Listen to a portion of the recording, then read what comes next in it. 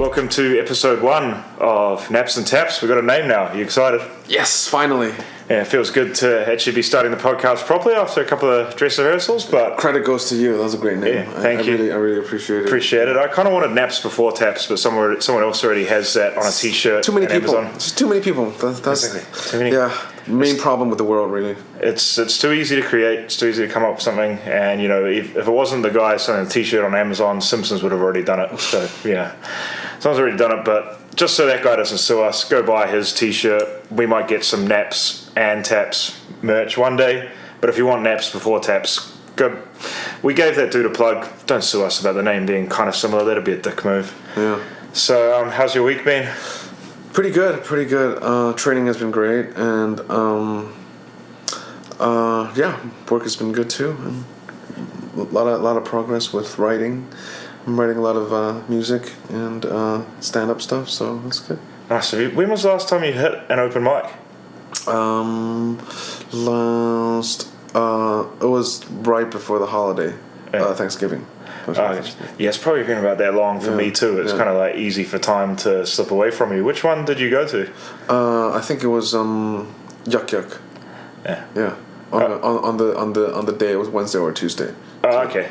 Yeah. I want to check that one out. There used to be one right on like Church Street, which is just 5 steps away from it, like Spirits Bar. Oh, I have heard of that one. Yeah, but it's like kind of just a corner, and you know, it was just fine too. You know, sometimes I get a better response with restaurants than with like a open mic with just comics, because it's just like 7 guys sitting there, you know, brooding about their existence and a crisis and thinking about their set. But then in a restaurant, sometimes people are just more chill and more relaxed and more able to laugh. So I get better responses with real people. Yeah, so do I. So does everyone. I mean, it's just kind of like, I don't hate other comics for it. I'm the same. Like, you go and you're getting ready, you're thinking about your set, or you've done your set and you're like thinking about how it went. You're not really in the zone to when I go to a comedy club and I'm not performing, I'm more in the zone, and I get into it, I laugh. But when I've got like my own set coming up, it's just not. But I would always I would only do it if I have new material. Yeah. You know, one of the worst things about stand-up, one of the things I don't like about it is repeating myself all the time. Because I see other people do it, and it's just such a turn off. Yeah. So I try not to do it, but then again, if I don't do it, then I don't perform as much. Well, that's the thing. Like, I mean, for us, like everyone, even like the seasoned pros, they do their material to death, and then they record a special. It's just with amateurs like us, we don't have the guideline of, okay, I've recorded a special, time to throw this shit away now. Exactly. Yeah. Like, you know, at least like pros, they're aiming and working towards something, and you know, it makes sense to keep on refining and polishing. But it gets to the point with us, you're like, but then with a lot of the specials, polish is enough. With a lot of the specials, don't you sometimes go like, really, this is what you decided to keep after like a year or more of working it, and this is what you decided to keep? Well, it depends. Like, I mean, most of the comedians I love all their specials, so it doesn't matter. And like, you know, you're never going to please everyone, are you? Like, you know, there's comedians that I will think are never funny, and that's kind of like, I probably surprise that. But yeah, sometimes it's a bit. But now that everybody gets a special, don't you feel like the specials are not that special? I think it would still be special to me if I ever got one. I think the day, like, you've actually been paid for comedy before, yeah? Not really. Not really.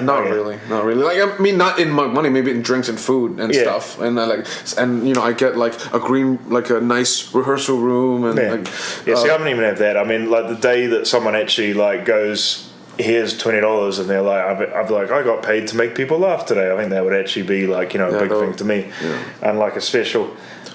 I remember the first time I got anything was like, I think it was like a set that I killed or bombed. I don't even remember the set, but it was at a place that really I started at called Jokes and Notes. I want to give it a shout out, but that place is shut down now. There was this really nice black lady who ran the place, and she gave me her guest spot. She was really generous to everybody. You know, like people up and coming. Even I've been there once or twice. Like after I've been there like the third time, I bombed. I ate it so hard that she saw me and she gave me a guest spot as a encouragement. You know, she was really, really nice. Mary Lindsay, that was her name. That's cool of her. Yeah. I mean, I guess it's a reward for the first 2 times. I don't think it's like a bomb and get a spot situation. That'd be strange. It was just like charity. And then it might have been after one of those guest spots that she gave me. I was just chilling by the bar, and then the guy was like, "Hey, what do you want?" And I was like, "Oh, I can't, never mind." And then he was like, "It's free." Yeah. You know, he had to say it because I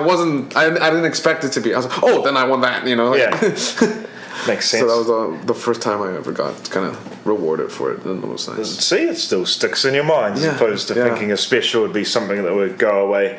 Now, I don't actually know how to segue into this, so it's like a little bit awkward, but I've got the hat on. Like, those who know me well know I'm a big Pittsburgh Penguins fan, so I just kind of wanted to say something about the tragedy that happened in Pittsburgh over the weekend. Like, there was, for those who haven't heard, there's a shooting in a synagogue there, 11 people killed, and I don't know how many more injured. It's, affected me on kind of 2 levels. One, that I don't practice religion, but I'm of Jewish blood and heritage, so obviously any time something like that happens to the Jewish community, it shakes me up a little. Plus, I've also been to Pittsburgh a couple of times. My love of hockey took me there for the 2016 Stanley Cup final and for a couple of games last season. I'm really glad I went, to be honest. It's a city that would have probably maybe not been on my radar if it weren't for hockey. Like, each time I went there, people are kind of reasonably surprised to meet like a New Zealander head to toe in Penguins gear, obviously. But what I found was really I'd heard about it was an old steel town. I was expecting like a rundown shithole, to be frank, but like it's a really pretty city with the rivers and some of the sort of bushes around it, and it's like the whole city like is kind of surrounded by vantage points looking down on the main city, so it's like incredible views of like the rivers, etc. Great food scene, like from everything from like your greasy spoons through to like fine dining, although I did a lot more of the greasy spoons. I pretty much hit Primanti Bros every time I go, first stop. And more importantly, like just incredibly welcoming, friendly, humble, generous people, like through to a friend of a friend who put me up on his couch and lent me his car when I'd only sort of met him a couple of days ago, and a friend had sort of referenced me to him. What exactly? Can you give me a little bit of? So how many people died again? Like 11. It was basically like, I don't know too much about the incident because I've probably, to be honest, it makes me like a little bit sad to read it. But from what I can tell, like a mentally deranged person with hate for another race took a weapon, went into a synagogue and started shooting people.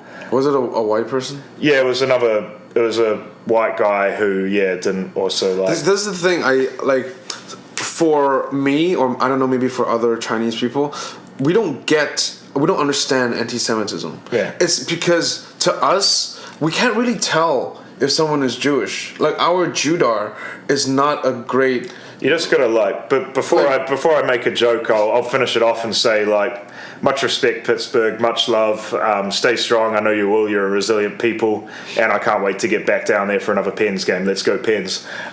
Anyway, if you want to have you not seen how big my nose is compared to the average white man? Remember when you told me that your name was Joachim? Yeah, and I was like, wait, that's not like a normal English name. And then you told me you were Jewish. I couldn't tell. Yeah, we really don't understand anti-Semitism because for us, we really can't tell the difference at all. Yeah, well, I guess I was raised in New Zealand and I wasn't brought up religious, so I don't hold a lot of the... and funnily enough, once my friend used to make a TV show called Studentville. It was sort of aimed at university students, and when I was a student, he wanted me to host a segment called Joe the Jew's Money Saving Tips, but the network executive told him the network executive was actually a Jewish guy as well. So even right down to New Zealand, we're following the stereotypes of Jewish people controlling the media. And he took a look at the first segment and he's like, that guy's not Jewish. And my friend Hamish was like, yeah, he is. He's one of my really good friends. I know him well. And he's like, no, he's not Jewish. He doesn't look Jewish enough. And my friend's like, he is. Trust me. And he tells me he is. And the network executive apparently folded his arms and was like, so he says. He thought I was trying to be a pretend Jew to make my way into the media industry. It's so weird to me, really. I just don't get Well, I mean, anti-Semitism is weird to me just as much as like any form of racism is weird to me. It's also weird, like obviously, as you say, like you look. But no, I don't get. Look, when white people hate anti-Semitism, I get when white people hate another race because they're different. But what I don't get is Caucasians hating Jews because they look. I can't even tell. What are you talking about? Yeah, it's like a weird one. I mean, like. At least I understand a Chinese person hating a black person. I understand. I don't look what the typical Jew would look like. Obviously, like you know. But now that you've lived in New York, so you know what the stereotypical. Now Jew looks like. Now that you reminded me, now that you told me that you were Jewish, and now I start to see it. Yeah. Before I didn't really see it. Yeah. Like you got some features now that but you had to be quite obvious. The thing is, like, I wasn't like raised that way, and like you get plenty of other people with big noses. Yeah. Plenty of people with big noses. What are you talking about? Scottish people do. All kinds of people. But I get it.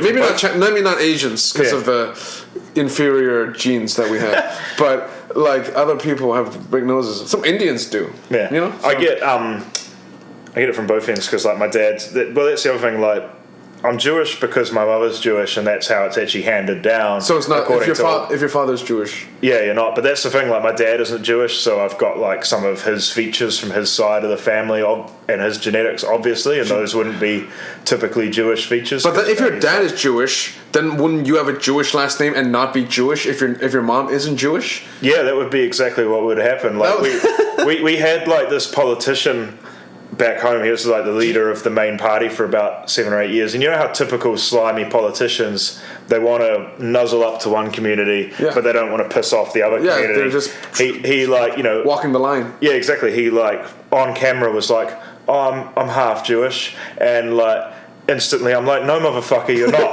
Like it gets handed down through your mother. We're binary. You're on or off. Oh wow! So you could have have a last name Schwindelstein and not be Jewish. Yeah, that's weird.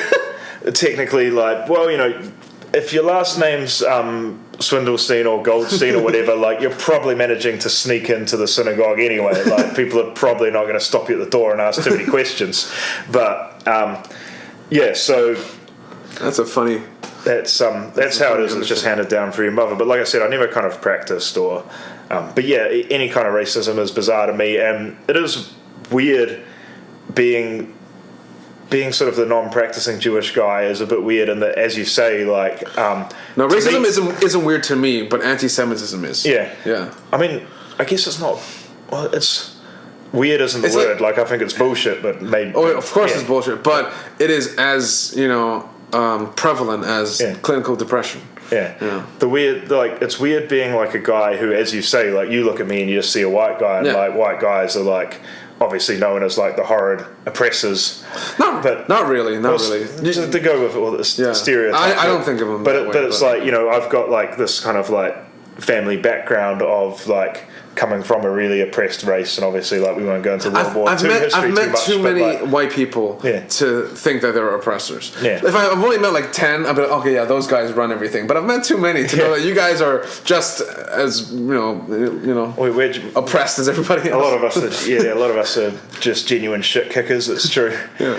But and also like one of the Jewish stereotypes is being like very much pacifist in nature, but like here I am. Doing jiu-jitsu, done Muay Thai before, like done everything, so I'm trying to smash through that. That's good. I'm trying to do something similar too. I respect the effort. Yeah. Speaking of which, that was what I was going to talk about. We talk about BJJ a bit on this show, even though it's not going to be a typical thing. Have you done any other martial arts training? Of course, being as my race, I've done a bit of kung fu in the early adolescent years, which now thinking back is just about as stupid as me like playing with Digimon. Do you know what that is? No, I've heard of it. I mean, just me. Pokemon's more gritty version, which is I actually liked Digimon more than Pokemon because Digimon was more gritty and more dark. Yeah. The animals were more vicious. If we're gonna get into like a Digimon versus Pokemon thing, we're gonna truly show like the generation gap here that our 10 years separates us. Yeah, you don't remember anything about. I can name like. Maybe a handful of Pokemon and Pikachu. But to me, doing Kung Fu was about as stupid and pointless as Digimon and Pokemon was what I was trying to say. Yeah, it was a lot of posing. It was like what I would call posing. A lot of air kicking, air striking. weird anticipation, like, oh, if he's gonna do that, you can just do this, and it's a lot of it is just garbage now that I think about it. But I didn't spend that much time doing it because I realized early that Santa Claus is bullshit and there's probably no God, pretty early. I just figured it out pretty early, and Kung Fu is kind of nonsense. I kind of also got it by myself. I didn't need a formal education for that kind of knowledge. Kung Fu, anything else before BJJ and Kung Fu, or? Combat martial arts, no, just Kung Fu and BJJ. Oh, gotcha. Yeah. You ever tried Kung Fu is a much better philosophy. It's a much better philosophy to have than a physical martial art. Oh, gotcha. Yeah, I myself, I've tried, I've done a little bit of Muay Thai, only a few months ago. Oh, I've done a day of Muay Thai. Oh, a day. I visited Thailand, and it was not even a day, it was an hour. Yeah.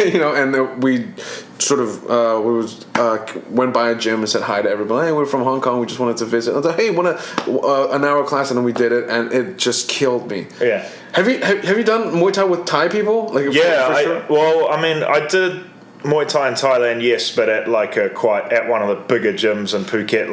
I spent a month at Tiger Muay Thai, which they offer Muay Thai. Obviously, they offer just general fitness classes. They have Western boxing. They have Jiu-Jitsu there as well. So I do a couple of hours of Muay Thai in the morning, just a general fitness Every class. time I punched, my wrist hurt. Did you get that? Well, it just takes you just got to tape them up good. They kind of took real good care of you there.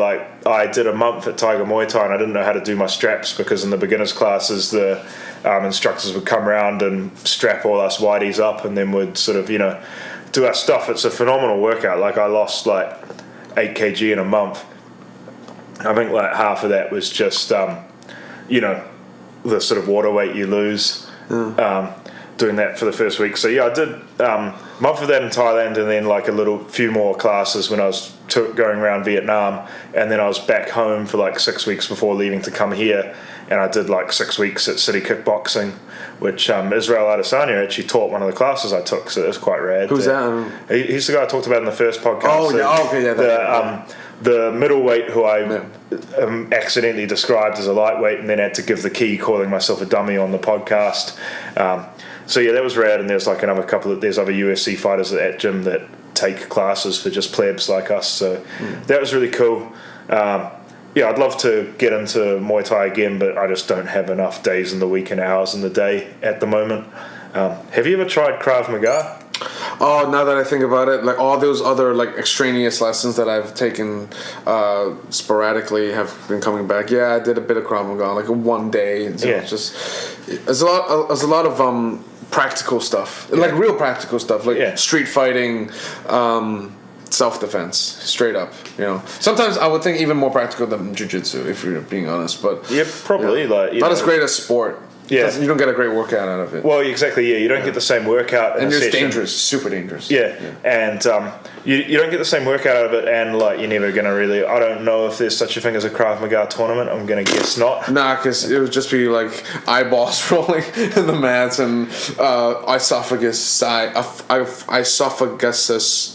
all over the floor. Exactly. It kind of some of that stuff becomes a bit too theoretical. The thing I like about jiu-jitsu is you can actually go all out in a training session and you just tap and nothing goes wrong. I chose jiu-jitsu to do because I needed a great workout. Yeah. I was just wasting away, head getting bigger every day and just needed to do something to contain it. Except I did do a few Krav Maga classes when I was in Vietnam. I went to Saigon Sports Club, which is what's up, Kima?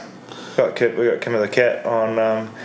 Not sure whether to bust onto set today or not. Anyway, I did a few Krav Maga classes in Vietnam, and it was made that week incredibly memorable. I was in Ho Chi Minh City. There's Saigon Sports Club there. It's a big MMA gym. They've got jiu-jitsu, Muay Thai, again fitness classes, all sorts of stuff. But I decided to try out Krav Maga, and it first started with okay, well, here's if someone comes at you with a lead pipe, here's some techniques for blocking that, maybe taking it off them or punching them. I was like, okay, that's kind of interesting. And then the next day it was here's someone with a knife, and I was like, okay, this is getting a little bit less. I'm normally going to throw my wallet and run, and but I'll stick with it and do it. And It's a lot of good knowledge, though. Yeah. You know, it's a lot of good. If you're going to be a commando or a cop or something, this is all excellent knowledge. Yeah, exactly. And then the last day it was like, then the last one I did was like, and here's what happens if someone puts a gun against your head, and it was like complete with the plastic guns, and I was like, okay, now this is going to get a little bit silly. I'm either just going to give them my wallet, or if they still want to push it beyond that, then I'm probably just going to die, because what do you do? But the first time I did it, there were like a few other expats around during the day. The second time I did it, it was like 12 Vietnamese dudes, me and one dude from Chinese Taipei who only spoke English as well. So as soon as he saw the white guy, he's like, I'm obviously partnering with you. The last time I did it, it was this big burly Russian dude, and I'll never forget it because this guy had like MMA gloves that were like completely worn down. So I'm like, this guy's obviously been through some shit already. Why is he in a beginner class for this? And he just kind of had scars on his face and a few tattoos, and I was like, you're straight up in Vietnam because it's not safe for you to be in Russia anymore. And if you're a dude who Russia ain't safe for anymore, then it's for one of two reasons. You're too soft for the people that are after you, or you're way too hard. And I'm like leaning towards the second. And the dude was getting to the point where like, you know, I was kind of like holding the gun against his head, and like he was doing the technique, and like I dropped the gun a couple of times, and like I was nervous by this fucking gangster I was dealing with, and he was getting more angry throughout the session because I wasn't like committing to the gun enough, and like he was like holding it strong, and I was like having to take it off him, but he was like, you know, no, hold the gun like this, and kind of getting really mad that I wasn't playing the role of like gun holder well enough. It's probably something that'll if I wasn't so terrified of it still, I'd work it into like into a bit, but maybe I shouldn't be talking about it on this podcast because I'm kind of still terrified that he might see it and he'll be like, fuck that guy, and like, you know, come after me. I really appreciate that at our gym there are not that many crazies. Like they're just really rarely are there crazy people. Sometimes they show up, but then they don't stay, which is interesting. Maybe there's some. Jiu-Jitsu is not the place for crazy people. The place crazy people go is where they want to pistol whip you with a hard orange plastic gun. Yeah, which I think it's like Krav Maga. Some of the, I mean, even though I spent only a day there, I already kind of witnessed a little bit of ego. Yeah. Everywhere, which is, you know, it's like, what exactly are you trying to prepare for? Kind of daunting, I guess. Yeah. Toronto BJJ's got their open at the start of December. Are you going in? The annual, right? Yeah, the annual. Yeah. I competed in the annual last year. Yeah. Just got destroyed. Yeah. I mean, I would go, but I'll see how much spare cash I have lying around. Fair enough. For a $100 tournament, basically. Yeah, that is it's $100, man. Yeah, that's not cheap, right? Yeah. Do I really need a white belt medal? Is that gonna make me feel any better? You know, winning at the white belt level. Hey, I'm the best white belt. You're the one who's joking about wanting to stay at white belt. So you know, what else are you gonna do? That's true. I mean, you can't. No, but then how many stripes were you at last year when you entered? Zero. Really, you've gone from 0 to 4 stripes in a year. In a year, that's about That's kind of. People go from white to blue in like 6 months. Yeah, if they're good. I'm still like, you know, I'm 3-4 months in and still heading for my first stripe. I think they're kind of they have this 1 year thing. I doubt even if you're good, they kind of want to make you extra prepared, which is a good thing. Well, you don't want to get thrown into the shark pit or the crocodile pit too early when you're not ready. All it really means is if you get promoted too quickly, all it means is you're probably going to get frustrated by how long you're a blue belt for. Like if you get promoted in 6 months and then you have to spend 2-3 years as a blue belt. Yeah. Before you can move up, then it's probably gonna not be good. I like that they have a white belt class because a lot of the other gyms, a lot of the smaller gyms that I go to, they're just a mixed class, and it's really hard to improve or really hard to get good if you're just rolling with people who can smash you. Unless they're extra aware that they let you do stuff, then you get to improve. But if they don't let you, then you can't really improve. And if they let you, then you're not really doing it. Yeah. You know, so you have to have people around the same shitty level that you're at. So they are not letting you do things, but you kind of can do it as well. So right there is that sweet spot where you get to learn and improve. Yeah, exactly. Well, I mean, like I find like when I went upstairs that one time, I found the higher belts were quite good about sort of coaching me on things that I was getting wrong. Sort of like, they find things they want to work on specifically, so they'll kind of give me some positions just so they can still smash me from that position, but they'll still give me tips with I was able to do that because you weren't putting enough weight here and that sort of. Yeah, there's definitely benefits to rolling with higher belts too, is that they give you a lot of advice, but then you got to translate that knowledge into a physical application, and that's when you need to roll with someone who's not as technically skilled. For sure, I completely agree. I reckon part 1 we'll call it. Come back for part 2. Talk some UFC 230. Right. Welcome back. So I'm off to New York this weekend. Wonderful. Be catching UFC 230 at the mighty Madison Square Garden. Yeah. You've been schooling up on the fights? You No. I'm looking forward to it, but just as a regular fan. Fair enough. Not too much research. Not nerding out too much, but I'm very excited about it for Ortega. It's not. That's UFC 231. I'm sorry. Toronto. Yeah. I'm going to UFC 230 for your guy in New York. Yeah, to see Israel Adesanya. Yeah. Throw down at middleweight. Of course, the first podcast we recorded, I managed to call him a lightweight. I get a little bit dyslexic with the numbers and the names, but it's a close difference. Yeah, exactly. If you didn't know the middleweight division before, watching UFC 230 is going to be a great way to get to know the middleweight division. You've got like the main card, like 4 out of the 5 fights on the main card are middleweight fights. So, like, you've got like 2 unranked guys fighting in the first fight of the night. Then you've got number 6, Derek Brunson, fighting my guy. Number 9, Israel Adesanya. And you've got number 3, Chris Weidman, fighting number 5, Jack Ronald Salsa, a.k.a. Jacare. And, of course, the main event is the big boys, DC throwing down with Derek, my balls are hot, Lewis. Have you got any picks for any of the fights, or are you just like literally? No, I just want to see. I'm just watching it for the knowledge. I want to watch everybody do their thing and learn from them best I can. Fair enough. Oh well, in that case, I'll give you my picks because I got some. DC's gonna beat Derek Lewis, the Black Beast. Somehow, that's not a racial thing, that's his nickname, by the way. I know you already know that, but maybe my family who don't follow the UFC might think I got him racist. Derek Lewis did choose to nickname himself the Black Beast. I got DC winning somehow. Derek Lewis only fought like a month ago. It's amazing he was like medically cleared. If I have to get off the fence, I'm going to go DC by submission just because, Derek Lewis doesn't have a great deal of game in that area. And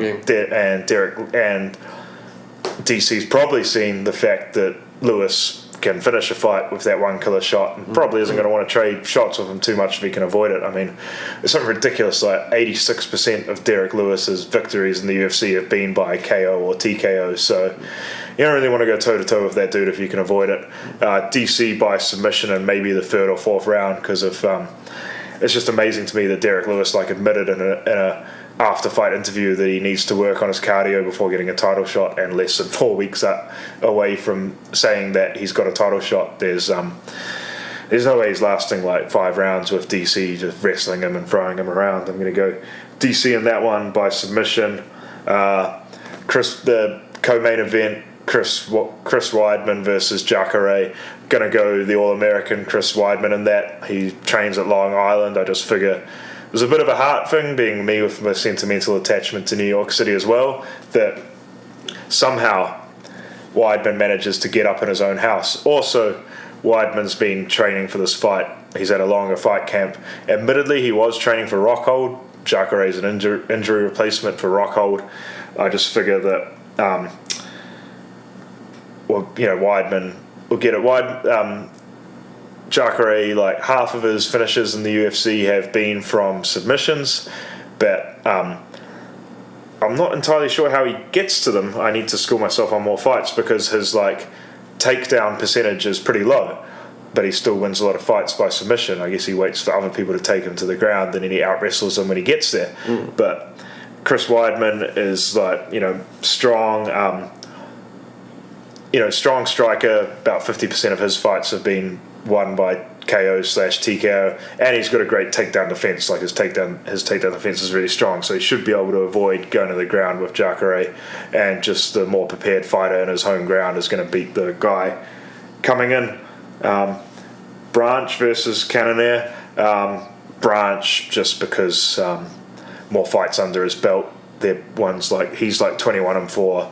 Cannonier's like 10-4. I don't know how many of them are UFC and how many of them aren't. I'm going to go Israel Adesanya against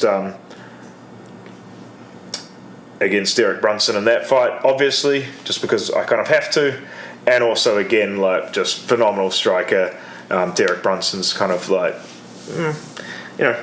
good fighter, but I kind of figure he's on the way down.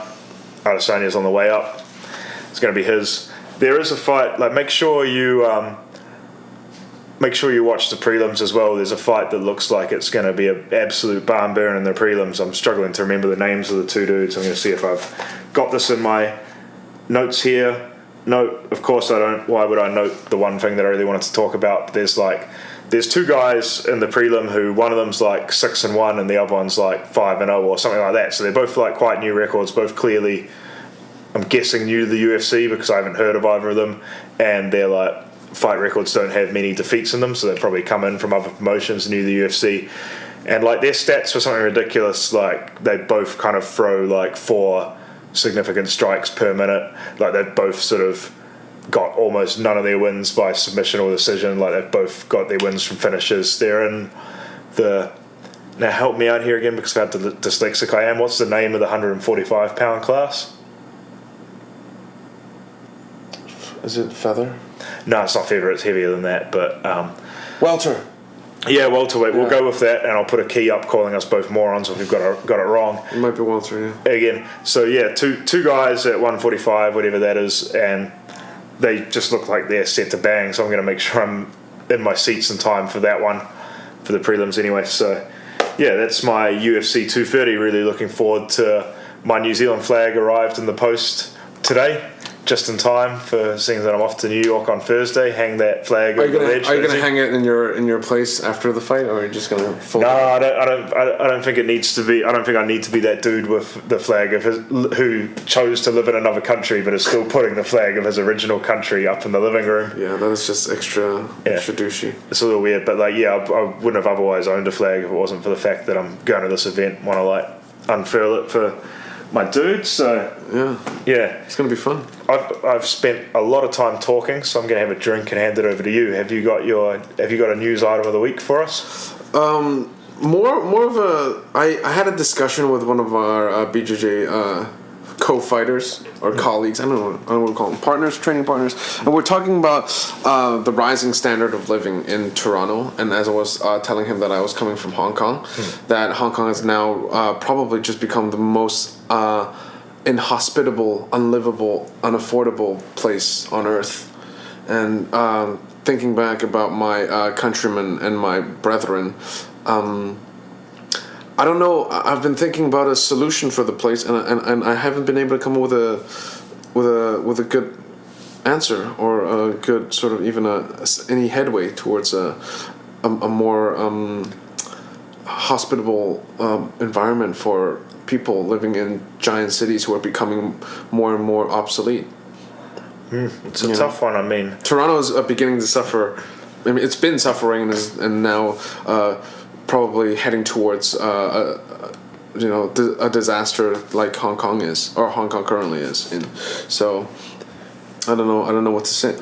I was hoping I could bring it up and maybe share some of my insight, or have you share some of yours. Well, at least with Toronto, like it's trying to live in Toronto is not a good time, obviously. But at least with Toronto, there's like land outside of Toronto for where it to go. Like Hong Kong, the problem is like, well, I haven't been there yet, but pretty much most of that island's taken up. There's not really a lot of space or room for people to go. Like I've heard of people like basically living in almost like I don't know how you, like cages, and basically a hostel meets jail kind of situation. Yeah, like, you know what? Sometimes I would look at like American crime stories, documentaries, like how to make a murder, how to make or making a killer or something like that. Yeah. And I would look at their prison cells and be like, this is kind of nice. This is kind of spacious. You know, some of the places I lived in, my rooms were smaller than that. Yeah. You know, I was like, well, you know, not bad. That's crazy. Get out of Dodge, right? Yeah, but the living, even just existing in Hong Kong is becoming incredibly hard, and now a lot of people in Toronto are facing the same problems. It's kind of different problems where, like, you know, Hong Kong, they're actually getting physically put into cages, and I don't know what the cost of living in a cage there is, or the cost of living in an apartment is.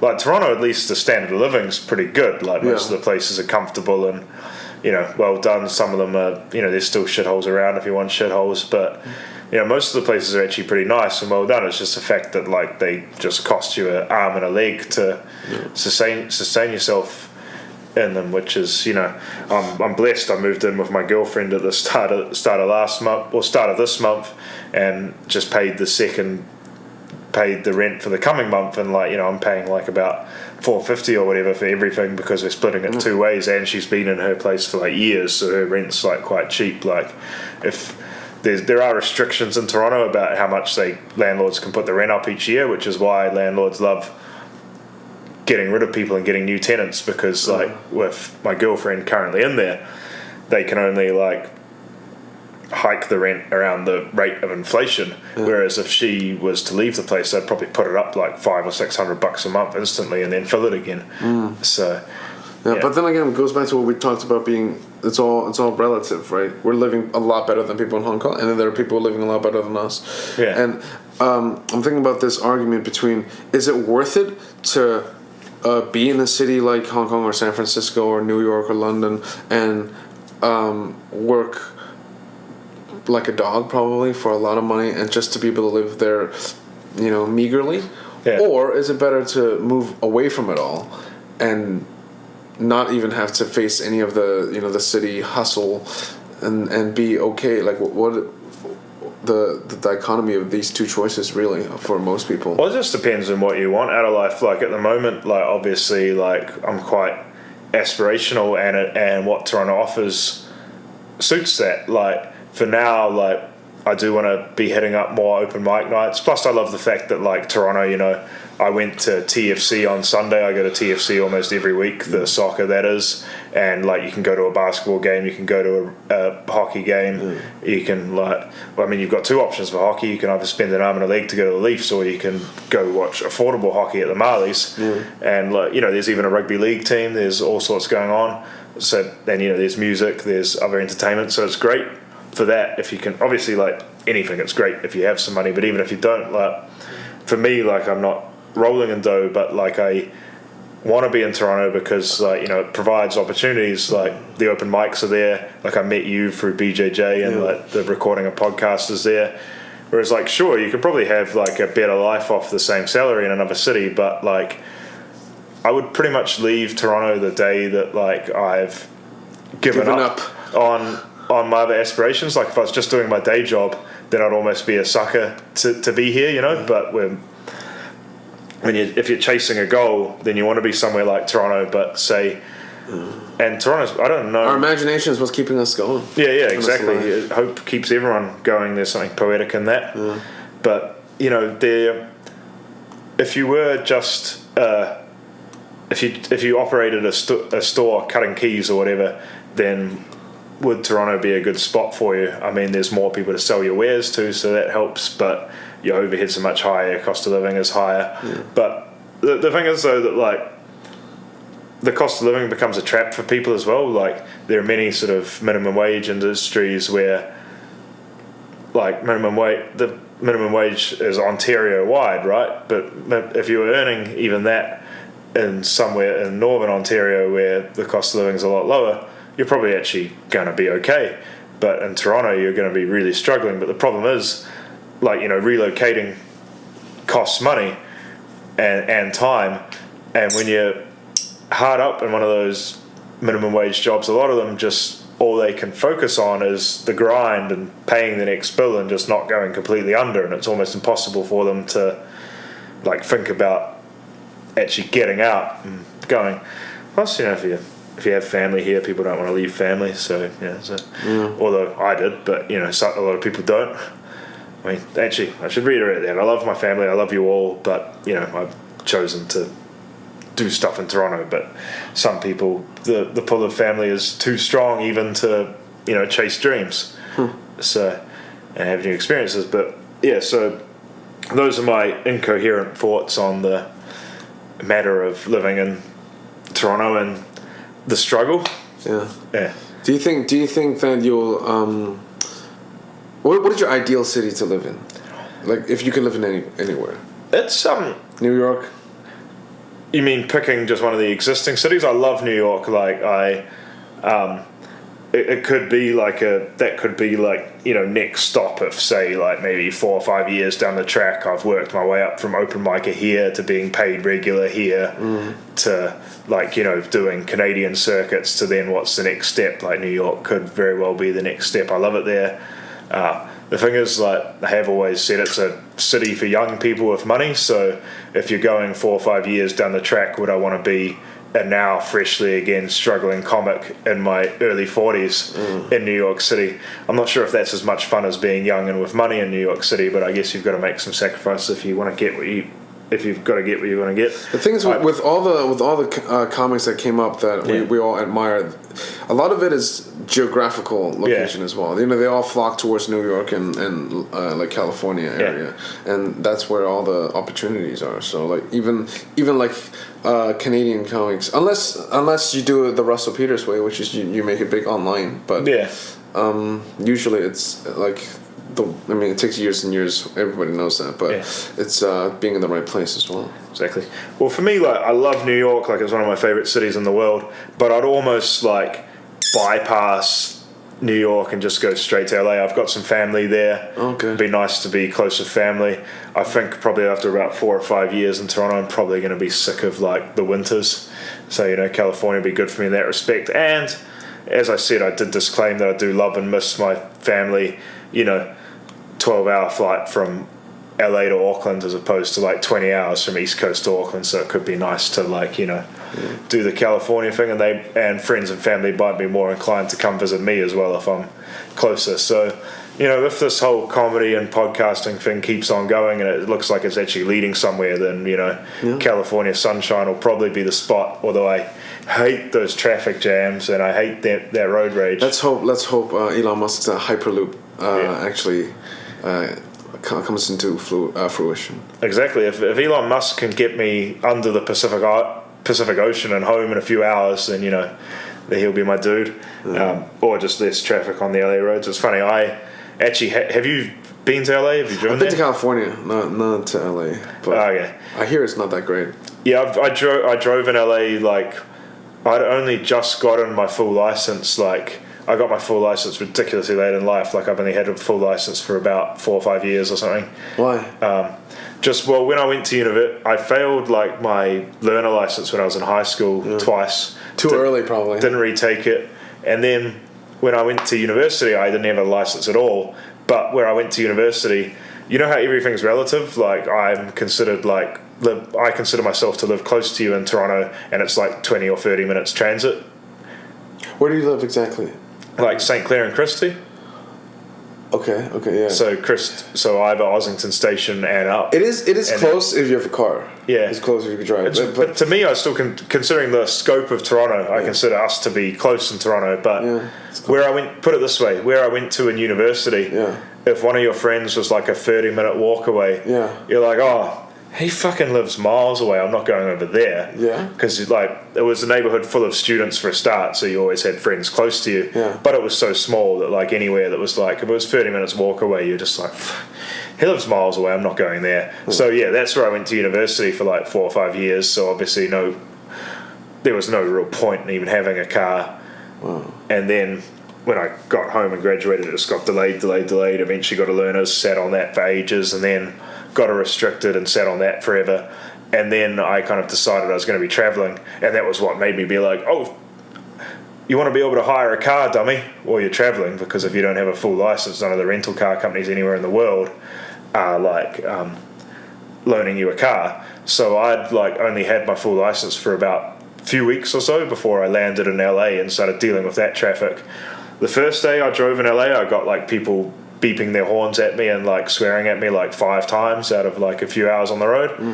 And the next day someone only beeped at me once, so I was like, progress. I made progress in LA. I only was involved in a road rage incident once today. Reduction of 80%. Yeah, I'll take it. So yeah, that's that. But yeah, so Callum, how about you? If this all keeps on going, where's your ideal city? I think now that you mention it, like California does sound like a nice place, but I wouldn't mind New York. Yeah. Because of the food of just having all the food in the world be available, walking distance. Walking distance is a key. You can get some really good food and really diverse. As much as I love LA driving, I like being able to walk everywhere too. Yeah, it is true. Like New York's beautiful. It's walkable. The transit's great. Like LA, the transit sucks obviously because everyone drives. Yeah. But yeah, we'll see where naps and taps takes us. Well, it's got nothing to onto the. We can always go to New York. Yeah, but. Yeah.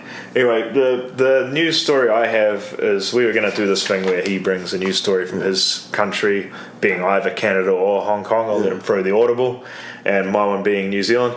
My one is a much more light-hearted take on. I don't know if you've been aware, but like New Zealand has had like there was a couple of big earthquakes that hit like 7 or 8 years ago.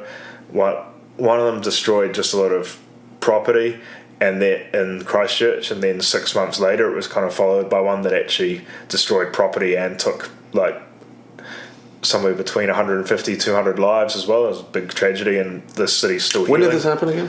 Like, I'm trying to remember, I think the second quake was, I think it was like somewhere around 2009. Somewhere around 2008 2009 was like the two big quakes. I'm not exactly sure on those, but so it's something that's kind of affected the whole city, and it's still kind of recovering from it in a way. But to show you how yokel New Zealand news can be, yokel, like yokel, simple, okay, hillbilly-ish. One of my friends' tweets like made the news. The whole turning normally you turn a celebrity's tweets into a story. My friend is like my old soccer coach from my university days.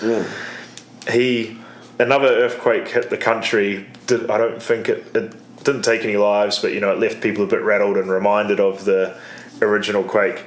And he was like, he decided to share a story of in the mid-90s when an earthquake shook him off the toilet. The headline for the story was, how was it? This is going great. The headline was I was sitting on the toilet and the quake threw me off. It's a news story about him recollecting one time in the mid-90s drinking in a bar in the sort of upper to mid-south island, and him being in the bathroom dropping a juice and like literally getting shaken off the toilet by an earthquake, and then going back into the bar expecting people to be talking about the big quake and no one kind of noticing it or talking about it at all. He was like wondering if he experienced it, thinking that his drink might have been spiked. So yeah, that's the sort of stuff that makes the news back home, is people getting shaken off toilets. I want to show you. Actually, Hong Kong recently had one of our largest, one of our worst typhoons. Oh yeah! Wow, I remember seeing footage of that crane being shaken up. Yeah, this is actually. Send me the pictures of that. Send me the video of that so I could share that with the people. Yeah, this made me think about that. Look at this. Yeah. Oh man. Whoa. Yeah.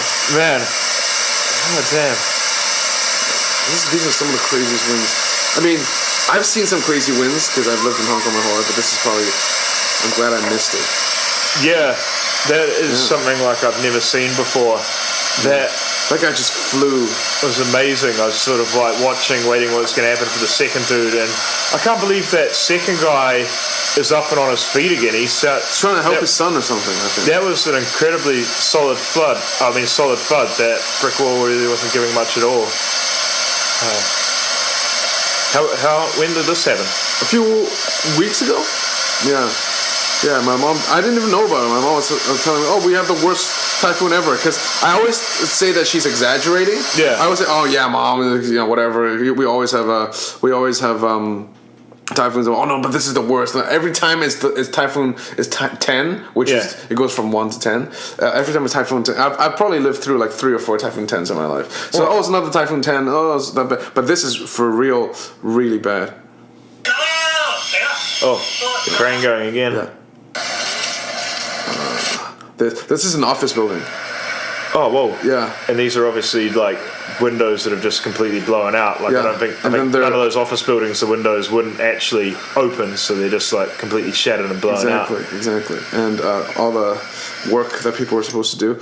And check this out. This is someone's apartment. The windows shattered and blowing glass. Oh. Look at that. You'd almost be safer in one of them cages. And there's usually like a news report for people to duct tape their windows at that time, because if the glass breaks, then at least the glasses will be consolidated. Yeah. So people are writing messages with duct tape. So they've made their own kind of shatterproof glass. Yeah. Well, this one's like, I'm playing mahjong. I'm only one person. I need 3 other people. So other people are playing. Writing. This is beef on the window. So people are just writing Chinese words on their windows with duct tape. I'll send you all the videos. Yeah. Check this out. Is that car gonna take off? Is that what we're? I forgot what happened. I think there's some people here who.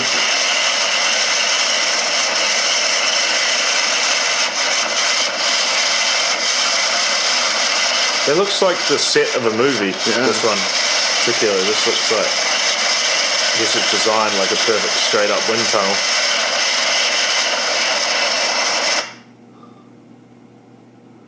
I got a lot of good clips. I'll send them all to you. Yeah. Who sent you these? Did you down your mum? Yeah, my mom probably got her got these clips from her people who sent her some stuff, and I'm sure she found some herself, and she wanted to show me about the typhoon. But then the silver lining that came out of this story is that only 1 day or 2 days after the typhoon, everything was cleaned up. Yeah. Like, this mobilized one of the greatest volunteer efforts in Hong Kong history. Everybody, like just normal people to cops, everybody just came up and helped with reconstruction and cleaning and everything was back in order in like less than 2 days, so kudos to that. It is kind of amazing how, like, the world over, natural disasters like transform the world's drop kicks into like the world's helpers and most humane people. Yeah, it really takes something really bad for something good to come. Yeah, exactly. Sometimes it does. And shout out to to Hong Kong weather correspondent Marcus's mum. We appreciate that. Yeah, probably gonna. So I'm going to New York this weekend. What are you up to this week? This week, probably just going to be working on my more writing, and I'll have a song I need to finish up. It's needing a lot of work. Songwriting is not an easy thing for me. Yeah. It doesn't come as naturally to me as it does to other pros, I guess. Well, keep hitting it. Thanks to everyone out there for watching and listening to episode 1. We'll catch you next week for more naps and taps.